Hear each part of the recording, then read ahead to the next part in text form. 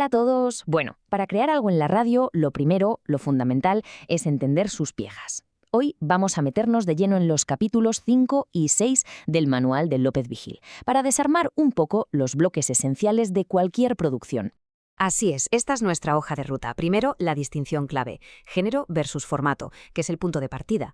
Después, vemos cómo clasificar todo esto. Nos metemos con los 3 géneros fundacionales y de ahí hacemos foco en el drama, que es fascinante, porque nos atrapa cómo se construye y bueno, terminamos con la herramienta final, el guión, para llevarlo del papel al aire. Bueno, arranquemos por lo básico, que es la base de todo lo demás, la diferencia entre género y formato. Se suelen usar como si fueran lo mismo, pero en producción radiofónica, como explica el autor, son dos cosas distintas y es clave entenderlo bien para poder laburar con claridad. Exacto. Es que la clave está en el origen mismo de las palabras, ¿viste? Género viene del griego, de generación, origen. Pénsalo como los grandes modelos abstractos, las grandes familias, el drama, el periodismo. En cambio, formato viene del latín forma. Es el molde concreto, la estructura específica. La analogía del autor es perfecta. El formato es la horma del zapato. Es el molde que le da la forma final a ese cuero. En resumen, el género es el concepto, el formato es la realización concreta. Ahora, una pregunta que surge es, ¿para qué necesitamos clasificar todo? El autor es muy claro con esto. No se trata de andar poniendo etiquetas rígidas, ¿no? Al contrario, la idea es tener a mano un menú de opciones, como un catálogo de posibilidades que nos sirva de inspiración y nos estimule la creatividad.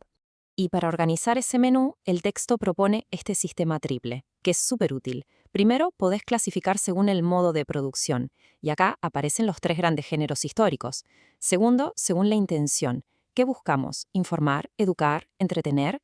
Y tercero, según los destinatarios, ¿a quién le hablamos? Lo mejor es que cualquier programa se puede analizar desde las 3 perspectivas. Por ejemplo, un noticiero agrícola. Es periodístico por su modo de producción, educativo por su intención y campesino por su destinatario. Clarísimo. Bárbaro. Ahora centrémonos en esa primera perspectiva, la del modo de producción. Acá es donde aparecen los 3 géneros que son la columna vertebral de la radio desde el principio, los que hasta definían los espacios físicos de una emisora, el estudio para los actores del radioteatro, la sala de prensa para los periodistas y la discoteca para la música. Hablamos, claro, del género dramático, el periodístico y el musical. Y acá es donde se pone muy interesante, porque el autor no se queda solo en describirlos, le asigna a cada género un valor filosófico. Fíjate, el género dramático, el de la ficción, se mueve en el terreno de la ética, explora la bondad y la maldad. El periodístico se vincula con la verdad, con los hechos, y el musical se conecta con la belleza, con la estética, con la expresión de sentimientos. Bondad, verdad y belleza. No son solo géneros, son como los 3 pilares de la comunicación humana. Y antes de meternos de lleno en el drama, una aclaración clave que hace el texto sobre las radiorevistas o magazines. A veces se las menciona como un cuarto género, pero no. Es, como dice la cita, un formato contenedor, un ómnibus donde se mezcla todo. Una entrevista, un sketch de humor, una canción. Es el gran integrador. Bien, ahora sí, nos metemos de cabeza en el género dramático. Y la primera pregunta es casi obligatoria, ¿no? ¿Por qué nos atrapan tanto las historias de ficción? Desde las radionovelas de antes hasta las series de hoy. La respuesta que da el texto es contundente, porque el drama imita la vida, representa conflictos y emociones que vivimos o que tememos vivir. Es, en definitiva, un espejo de nuestra propia existencia. Y acá está la definición esencial. Drama viene del griego y significa acción. El autor insiste mucho en esto. Un programa dramático no es gente charlando sobre un tema. Eso, dice él, es un discurso disfrazado. El drama de verdad es gente a la que le pasan cosas, donde hay movimiento, un cambio. Si no pasa nada, si no hay acción, no hay drama. Es así de simple y de potente. ¿Y qué genera esa acción? El conflicto. Y para entender de dónde nace cualquier conflicto, el texto nos presenta una fórmula genial y súper simple. Todo se reduce a la tensión entre 3 fuerzas que nos mueven siempre: lo que uno quiere, lo que uno puede y lo que uno debe.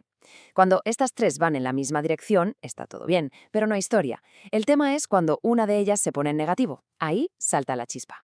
Y de ese juego de fuerzas surgen estas 6 combinaciones, que son el motor de casi todas las historias que conocemos. Por ejemplo, quiere y no puede es la lucha clásica contra la adversidad. Quiere y no debe es el típico conflicto del amor prohibido. Debe y no quiere, la rebelión contra una obligación. Debe y no puede es la impotencia ante el deber. Lo poderoso de este esquema es que es universal. Si entendés esto, tenés la llave para empezar a construir cualquier historia. Bárbaro. Ya tenemos qué es el drama y cuál es su motor, el conflicto. Ahora demos un paso más y veamos cómo pasamos de una idea suelta a una historia con estructura, a lo que llamamos argumento. Es el momento de darle un esqueleto a nuestra narración. Y para organizar esa historia, el manual nos ofrece 4 esquemas argumentales básicos que son una herramienta increíble. El esquema de la culpa, típico del policial. El del deseo, que es la base de las historias de amor o de ambición. El del peligro, que estructura los relatos de aventura. Y el del misterio, donde hay que resolver un enigma. La mayoría de las historias que nos gustan se construyen sobre alguna de estas 4 estructuras. Ahora, ojo con esto que señala la cita porque es fundamental. El argumento, la trama, es decisiva. Pero esa historia no existe en el aire, se expresa siempre a través de los personajes. Podríamos tener a 2 personajes hablando horas sin que les pase nada, y como ya vimos, no tendríamos historia. Pero es imposible tener una historia sin nadie que la viva. Los personajes son los que le ponen el cuerpo al conflicto. Muy bien, ya tenemos la idea, el conflicto, el argumento, los personajes. El último paso es organizar todo eso en el formato final, el que va a guiar toda la producción. Hablamos, por supuesto, del guión, o como se le dice en la jerga de la radio, el libreto. Es el plano de nuestra construcción sonora.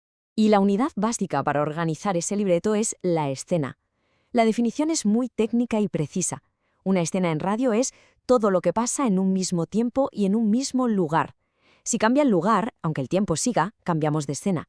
Si damos un salto en el tiempo, aunque estemos en el mismo lugar, también. Es la forma de dividir y ordenar la acción en el papel. Y acá vemos cómo se traduce todo eso al papel. Es fundamental seguir estas convenciones para que todo el equipo, director, actores, técnico, hable el mismo idioma. Los nombres de los personajes van en mayúscula. Las indicaciones para el operador, como la música o los efectos grabados, se marcan como control. Y los efectos que se hacen en vivo en el estudio se indican como efecto. Este lenguaje técnico es lo que permite que la magia del sonido se organice y salga bien al aire. Bueno, después de todo este recorrido por géneros, clasificaciones, dramas y conflictos, llegamos a la pregunta del millón que plantea el autor. Con todo esto sobre la mesa, ¿cuál es entonces el mejor formato? Y la respuesta del OpenVigil es triple y es brillante. Primero, el mejor formato es el que comunica más. Quien lo valida es la audiencia, no un manual. Segundo, es el más adecuado para nuestro objetivo. Y tercero, y esto es genial, el mejor formato es el que se rompe. Hay que conocer las reglas, como un buen cocinero conoce la receta, para después tener la libertad de romperlas con creatividad. Al final, la única pauta segura es la imaginación. Muy bien. Para ir cerrando, hagamos un repaso rápido de los conceptos clave que vimos sacados de estos capítulos. Hablamos de la diferencia entre género y formato. Vimos los 3 géneros fundacionales: dramático, periodístico y musical. Analizamos el motor del drama, el conflicto, con sus 3 variables. Vimos cómo se estructura en un argumento y finalmente cómo se organiza en la escena para armar el libreto. Ahora les dejamos 3 preguntas de repaso para que puedan chequear si se entendió bien todo. Primero, explicar la diferencia entre género y formato usando la analogía de la horma del zapato. Segundo, mencionar las 3 perspectivas de clasificación con un ejemplo. Y tercero, describir el mecanismo del conflicto dramático a partir del querer, poder y deber. Y para terminar, una consigna para trabajar en clase y poner todo esto en práctica. La idea es que en grupos agarren una noticia simple y la conviertan en un breve argumento dramático.